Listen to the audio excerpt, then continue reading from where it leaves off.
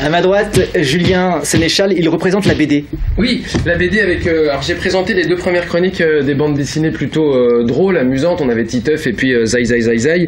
Là c'est carrément glauque. Hein. C'est la favorite de Thomas Lehmann. Mais c'est glauque, mais c'est profond. C'est juste pour montrer aussi que la bande dessinée n'est pas un sous-genre de la littérature et qu'on peut vraiment raconter de belles histoires en bande dessinée avec un format qui d'ailleurs qui se rapproche encore une fois du format comics. C'est l'histoire d'une petite qui s'appelle Constance qui est battue, terrorisée, martyrisée par sa grand-mère qui la bat au martinet, qui l'enferme dans un grenier quand elle fait des bêtises ou quand elle estime qu'elle a fait une bêtise. Donc c'est le postulat de départ est quand même plutôt difficile avec des dessins en noir et blanc qui mettent un côté assez profond quand même à cette histoire. Et puis on va s'apercevoir au fil de l'histoire que cette petite finalement c'est pas une petite, c'est un petit. Alors pourquoi on la déguise en fille depuis le début? Ses parents, on lui dit que ses parents sont morts. Et puis arrive dans le courant de cette histoire un couple de gardiens qui vient pour s'occuper entre guillemets de l'intendance de cette grande maison où elle est enfermée. Elle a jamais eu le droit de sortir. Elle sait même pas ce que c'est que des enfants. Donc elle les voit comme ça et ce couple de gardiens a des enfants. Elle va commencer à aller vers eux et à se découvrir aussi elle-même sur comment on peut côtoyer d'autres enfants, ce qu'il y a, comment on peut faire pour les appréhender, pour discuter avec eux. Alors c'est plein de tendresse, c'est plein d'humour, c'est plein de cruauté aussi, parce qu'évidemment les enfants sont pas toujours tendres entre eux.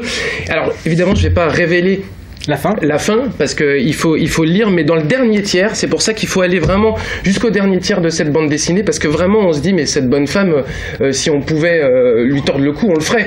Mais on va découvrir dans le dernier tiers, on va dire l'intrigue qui se dévoile, et c'est assez intéressant, et Thomas Lehmann, avec son dessin, et avec la manière dont il prend comme ça des fils pour tirer sur cette petite Constance qui finalement est un garçon, on va savoir pourquoi cette grand-mère, elle a décidé d'avoir cette petite fille chez elle, comment elle l'a eue, pourquoi elle l'a déguisée en fille, quelle histoire se cache derrière. Les rebondissements par contre ils viennent à l'appel directement sur le dernier tiers. Franchement c'est je vais pas dire une magnifique histoire parce que c'est assez dur, mais la BD est vraiment très très bien faite, très très bien foutue. C'est une chouette BD que moi j'ai découverte grâce à la librairie Bulle, et honnêtement au départ je me disais voilà ça se lit le soir avant de se coucher, si vous voulez, mais voilà, elle est à la fenêtre de son grenier, c'est difficile. Le papy lui emmène quelques nourritures comme ça vite fait parce que il a un peu plus d'humanité que la grand-mère. Mais il faut le lire, ça parle évidemment de la compréhension qu'on peut avoir des enfants entre soi, de la difficulté qu'on a aussi parfois d'être parent à son insu. Donc n'hésitez pas à aller lire La Favorite, donc aux éditions Actes Sud. La Favorite, je vais très vite pour que notre ami Matt puisse parler de ses comics. On est déjà à la bourre de toute façon.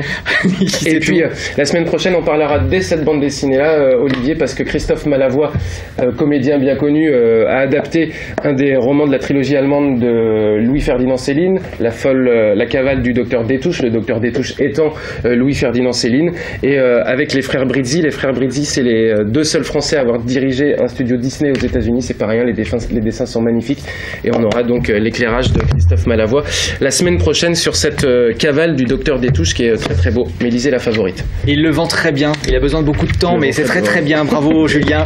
Et à ma gauche, Matt. Voilà, la semaine prochaine, c'est tout l'inverse de Julien. La semaine prochaine, je sais pas de quoi je vous parle, et je vous parle d'une BD qui est une BD de jeunes encore, mais qui est une BD de bande, et qui est une BD on l'a pas vu, couleur. Voilà, c'est donc exactement l'inverse de Julien. On va suivre une bande de jeunes majeurs étudiants, et au milieu de cette bande il y a le fameux Scott Pilgrim qui donne son nom au bouquin.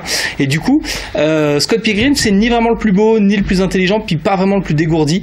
C'est un étudiant qui a pas trop de thunes, qui vit en coloc, enfin c'est la vie un peu, voilà, il joue dans un groupe de rock, c'est un peu banal de l'étudiant américain. Et puis il y a cette fille qui va repérer, et il va quand même réussir à l'aborder, et puis il va quand même réussir à sortir avec elle. Et pendant qu'ils font un de leurs premiers rencarts, pendant un concert de rock, il y a un type qui tombe du ciel et que Scott va devoir affronter. Il va gagner ce corps à corps, et le type va disparaître et laisser une poignée de pièces au sol. En fait, on est typiquement dans le code du jeu vidéo où quand vous battez un adversaire, il devient une récompense, un tas d'or ou un bonus.